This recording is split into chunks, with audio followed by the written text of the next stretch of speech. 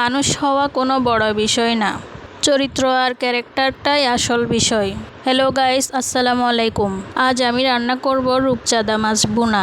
রান্নার জন্য প্রথমে একটা বাটিতে আমি সব মশলাগুলো নিয়ে নিচ্ছি।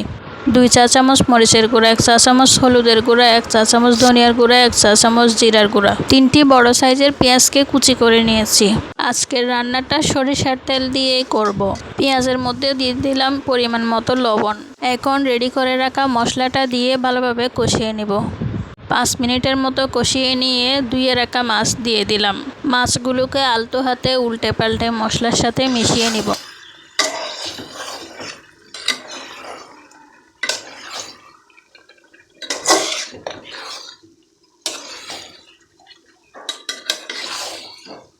যে কোনো তরকারি যত ভালোভাবে কষানো হবে তত স্বাদ বাড়বে। আমি আরও 2 থেকে 3 মিনিটের মতো ঢেকে দিয়ে কষিয়ে নেব, যেন নিচে থেকে লেগে না যায়। একটু করে নেড়ে চেড়ে দিচ্ছি। এই পর্যায়ে আর কাঠি দিয়ে নাড়া যাবে না। হালকা ঝোলের জন্য অল্প একটু পানি দিয়ে দিচ্ছি। এখন আমি 6 থেকে 7টি কাঁচামরিচকে ফালি করে দিয়ে দিব। ঢেকে দিয়ে 5 মিনিট রান্না করে নেব। টমেটো দিয়েছি, এখন লবণ চেক করে নামিয়ে নিব। আজকের ভিডিওটি এখানে শেষ করছি। সবাই ভালো থাকবেন, সুস্থ থাকবেন। আল্লাহ।